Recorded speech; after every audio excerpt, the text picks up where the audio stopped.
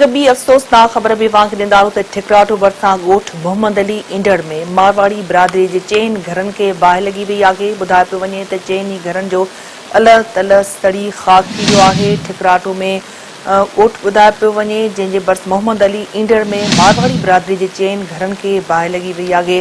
बाहि लॻण सबबि चइनि घरनि जो अलॻि तलॻि सड़ी ख़ाक थी वियो आहे। मुतासिर खुलियल हेठि आसमान वेठा आहिनि जॾहिं त हिन वक़्त ताईं उन्हनि जी का वार न थी सघी आहे। ઠકરાઠો भरिसां ॻोठ मोहम्मद अली इंढड़ में मारवाड़ी बिरादरी जे चइनि घरनि खे बाहि लॻी वई आहे। बाहि लॻण सबबि चइनि घरनि जो अलॻि तलॻि सड़ी ख़ाक थी वियो आहे।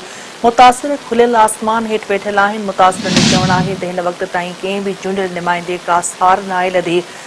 अव्हांखे अफ़सोसनाक ख़बर ॾियूं पिया। ઠકરાઠો भरिसां ॻोठ ॿुधाए पियो वञे मोहम्मद अली इंढड़ जिते मारवाड़ी बिरादरी जे चइनि घरनि खे बाहि लॻी वई आहे। बाहि लॻण सबबि चारई घर मुकमल तौर ते सड़ी विया आहिनि जॾहिं त अलॻि तलॻि सड़ी ख़ाक थी वियो आहे।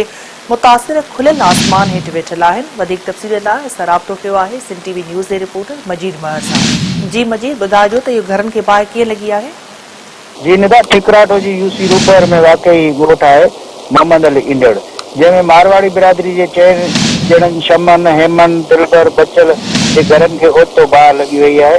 बाहि लॻण सबबि घर में जेको समूरो अलाह ताला आहे सड़ी रख थी वियो आहे ऐं मुतासिर खुले आसमान हेठि अची विया आहिनि। मुतासिरनि वस वारनि खे अपील कई त असां पंहिंजे बचनि खे पालण लाइ कुझु असांजी मदद कई वञे ऐं उन मुतासिरनि इहो ॿुधायो त असां लादार ते वियल हुयासीं। पुठियां जेके ॿार हुया घर में जेके नंढड़ा मासूम उहे बि हुया पर अलाह से उन्हनि खे बचायो, जानी नुक़सान को बि न थी सघियो आहे ऐं असांजी हींअर जेको आहे माली सहायता कई वञे। जी ठीकु आहे मजीद, अपडेट करण लाइ वॾी महिरबानी।